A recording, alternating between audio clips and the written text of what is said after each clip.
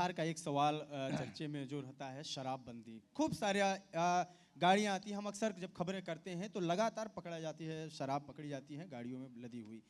क्या लगता है आपको कि नीतीश कुमार का ये जो निर्णय है शराबबंदी का, ये निर्णय ही गलत है या इसको लागू करवाने का तरीका गलत है? इसमें भी जैसे अमित शाह कहते हैं ना क्रोनोलॉजी, इसमें भी क्रोनोलॉजी देखना चाहिए। नीतीश कुमार पहले शराब पिलाना शुरू किए थे, एक दौर उनका वो भी था। शराबबंदी तो इसलिए करना पड़ा कि गांव-गांव तक शराब बेचना, उस समय उन दिनों उनका तर्क होता था कि शराब बिकेगा तब रेवेन्यू आएगा, तब हम लड़कियों को साइकिल दे पाएंगे। समय समय की बात होती है। अब उन्होंने शराबबंदी कर रहे हैं। हाँ, प्रशांत किशोर कह रहे हैं कि शराब लागू होना चाहिए। नहीं, हम कह रहे कि नीतीश जी के शुरुआती पॉलिसी यही थी। आप अगर देखेंगे 2010-12 तक प्रोलिफरेशन ऑफ लिकर, उस समय प्रोहिबिशन नहीं था, प्रोलिफरेशन उनकी पॉलिसी थी। अब जो पॉलिसी उन्होंने लागू की, ये पॉलिसी मेरे ख्याल से उसको अगर रिजल्ट अगर आप देखेंगे तो पॉलिसी तो फेल कर गई, पॉलिसी फेल कर गई। आपके व्यू से क्या शराबबंदी सही है? नहीं, हमें लगता है इसका बिल्कुल रिव्यू होना चाहिए, इसका बिल्कुल रिव्यू होना चाहिए, क्योंकि आप अगर जो भी पॉलिसी लेते हैं उसके आउटकम को आपको देखना होगा। आप पूरे बिहार में जहरीली शराब से मौतें हो रही है, पूरे जेल में लोग वही गिरफ्तार है, शराब की होम डिलीवरी हो रही है, और हर थाना जो है भ्रष्टाचार का केंद्र बन गया है। शराब माफिया पर आज तक बिहार में कोई कार्रवाई नहीं हुई।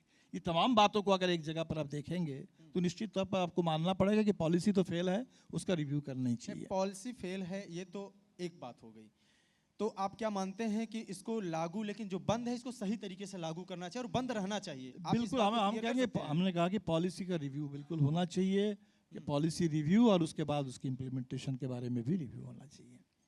चलिए ठीक। बिल्कुल, एक सवाल मेरा आपसे ये भी था, ये वामपंथ का जो आइडिया था और जिसको हमने देखा कि देश में एक ज़माने में, मतलब पश्चिम बंगाल हो या फिर देश के दूसरे हिस्सों हो, केरला हो, काफ़ी प्रसार भी हुआ, लेकिन पॉलिटिकली ये श्रिंक हुआ ड्यूरिंग द टाइम। तो वो इसको आप कैसे देखते हैं? मतलब ये फ्यूचर में ये आइडियोलॉजी इंडियन पॉलिटिकल सेटअप में किस तरह से चलेगी?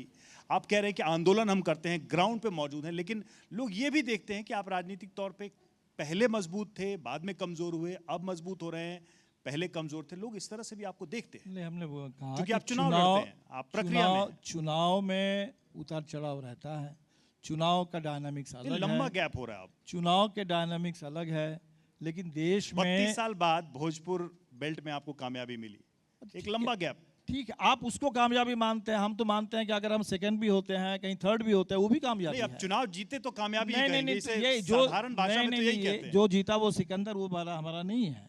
हमारे लिए आम आदमी तो इसे ऐसे ही देखेगा, नहीं, आप लड़े और जीते। नहीं, आम आदमी भी ये नहीं देखते, आम आदमी अपोजिशन को भी देखते हैं। 5,000 10,000 वोट भी होता है, आंदोलन होता है, लोग उस आंदोलन की ताकत को भी देखते हैं। लोग सिर्फ चुनाव के परिणाम को नहीं देखते हैं। अगर चुनाव के परिणाम को जिस दिन हम देखने लगेंगे सिर्फ, तब लोकतंत्र खत्म उसी समय हो जाएगा। क्योंकि देश में लोकतंत्र का मतलब है बोलने की आज़ादी, लड़ने की आज़ादी, लिखने की आज़ादी। वो आज़ादी खत्म, बस सत्ता में बैठ करके सत्ता के बल पर कोई कुछ कह चुनावी देंगे। प्रक्रिया भी लोकतंत्र का ही हिस्सा है, हिस्सा है, सेपरेट करके कह रहे कैसे हैं कि हिस्से में, उसमें जो जीत रहे हैं वो भी है, जो हार रहे हैं वो भी है, जो लड़ रहे हैं वो भी है। तो चुनावी प्रक्रिया को सीमित मत कर दीजिए कि कौन जीत गया, कौन जीता और कैसे जीता, वो भी सवाल उठ रहा है। इसलिए हमें लगता है कि चुनाव एक निश्चित तौर पर, तो आप लोग चुनाव किस लिए लड़ते हैं? नहीं, हम तो बिल्कुल चुनाव लड़ते हैं के लिए, भागीदारी के लिए? नहीं, जीतने के लिए लड़ते हैं, बिल्कुल लड़ते हैं जहां जीत संभव है, लेकिन जीतने के लिए चोरी नहीं करते, जीतने के लिए चोरी बिल्कुल नहीं करेंगे।